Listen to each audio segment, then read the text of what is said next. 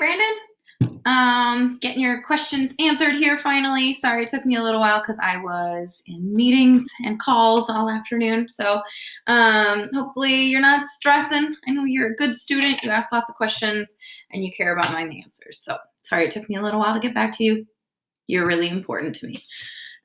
So let's take a look at your first question. And I think all your questions are kind of about this letter B, right? So it's the general formula for sine, cosine, or tangent, which we're not even going to deal with. Cosine is coming up next. Would be f of theta is equal to a sine, and then put extra parentheses in there, theta minus h, and then plus k. All right, so your question here was about how did you get those key points and that you weren't getting the same key points. So that's a really good question. So you can see here that our B value is 1/4. And so that means we would get 2 pi over 1/4, which is the same as 2 pi times 4, which is 8 pi. And that's a very tricky period to deal with. But you know what? You can do it because all you have to know is about the symmetry of a sine graph. So let's simplify our image a little bit. I know some of these pictures can get kind of messy and hard to deal with. So I'm going to just draw a sine graph without any of the annoying things that go along with it when we're doing it. And I'm just going to cut it into pieces. So I know the first thing I know is that with this one, since there's no phase shift, right? There's no h value. I'm going to be starting at 0. And I'm going to be ending here, and this is along the y-axis, right? 0 radians, and then, along the x-axis, I meant to say. And then this is 8 pi radians. And then you just use the symmetry of the graph to find the other points. So just like on a unit circle, halfway around the unit circle is half of 2 pi. So if it's half of 8 pi, then we'd be at 4 pi. And then we know halfway between 0 and pi is pi over 2. So half of 4 is 2. So then right here, we are at 2 pi because it's halfway between, because we have the symmetry of the unit circle to help us figure out these points. And then finally, again, halfway between 4 and 8, that would be 6 pi radians there. So that's how you would find those different points there. So let's take a look at the rest of the equation. The rest of the equation has this +4. That tells us our k value, right? So our k value is what this middle line is. So we'd put a 4 right there. We can see that our radians are, or not radians, sorry, our amplitude is 1. And so, right, because there's a secret 1 in front of there. So it would go up to 1, or up 1 from there, and then down 1 from there. And so this would be 5, and this would be 3. So our points are, let's take a look. We know it's going to be 0, 2 pi, 4 pi, 6 pi, and 8 pi. We're going to start at 0, go up to 5, start at 4, go up to 5, back down to 4, down to 3, and back up to 4. So let's take a look at our options here. So starting with our first point, we know it's 0, 4. Excellent work. Maybe I'll use a highlighter here. 0, 4. Smaller highlighter, please. All right. And then the next one would be at 2 pi. And we said 2 pi went up to 5. Nice job. And then the next one would be at 4 pi, which is in the middle again. Next one is at 6 pi, which is down below. You go down 1 in the third quadrant. And then your final one is back in the middle. 8 pi is 4. All right, so you'd want to select all of those options to make sure you got your right answer. I hope that was helpful for that. Let's go on to the other question that you sent me, and then hopefully with these two questions, hopefully you'll start to, hopefully it'll answer your first question, which was, what do you do when b is a fraction? We can always, I might do one more. So here it asks, what is the period of the function? So the period is the actual length of the cycle.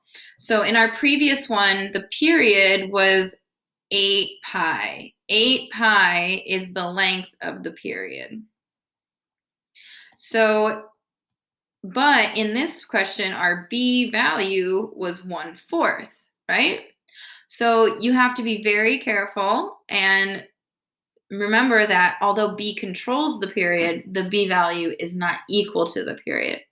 So down here, our period is 2 pi over the b value, which you had correct. The b value is 1, but the period is 2 pi. So the correct answer should have been F. All right, so I'm going to do one more example of graphing a sine function when you have a b value that is not 0. So let's do I'm just gonna do this example right here. I know it's one that we've gone over before, but I will make it a little bit trickier. Let's say we didn't use a nice even number like 1/2. What if we used 2/3? Ooh, fancy. And I would not put this on a quiz or a test, but I just wanted to give you an experience. Maybe a more complicated b value would make it easier to understand because it's more interesting. So our b value is 2/3. So our period length is going to be 2 pi divided by 2/3, which is the same as 2 pi times 3/2. 2's are simplified to 1. And we get that our period is 3 pi. So I'll write that down over here, 3 pi. Okay, kind of cool. 3 pi is not marked on these axes. That's okay. We can do our trick where we change the axes to say whatever we want. So let's say that instead of 2 pi, our period is, did not switch back. Our period is 3 pi, right? All right, and well, all the neutral values here. So this is 0, 1, -1, and we know we don't have an h value, so it starts at 0, it ends at 3 pi. Now, what is half of 3 pi, right? We know that our symmetry remains the same no matter what the different values are. You still get that same picture. Half of 3 pi would be 3 pi over 2. You could say 1.5 pi if you wanted to, but that's not polite. When you're doing trig functions, you want to make sure that you have your radians in reduced fractions and improper fractions. All right, next one we're going to do is what's halfway between 3 pi, or between 0 and 3 pi over 2. So actually, we're going to divide 3 pi over 2 by 2. So we'd say 3 pi divided by 2 times 1/2 is equal to 3 pi over 4. So kind of cool, 3 pi over 4. We just have a bunch of 3's, right? In the numerator. It's kind of cool. Now, one thing that you could do to approach this is that we know this length is the same as this length. It's the same as this length. It's the same as this length. So I'm going to figure out what this point is, I'm going to do 3 pi over 2 plus 3 pi over 4, right? We're going one more. Since every one of these jumps is 3 pi over 4, we're going one more there. Okay, so using our fraction addition skills, we know that this could be 6 over 4, and that would be 9 pi over 4. And so this would be 9 pi over 4 to mark that. So doing kind of a cool example that's different. I hope that helped you understand it a little better. It's all about the symmetry. It's all about cutting it in half and then cutting it in half again, finding the number in between, because all of these are exactly symmetrical the exact same way every single time, no matter what you change in the general formula. Thanks for all your questions, Brandon. I hope this helped. I know you will, but feel free to ask more questions.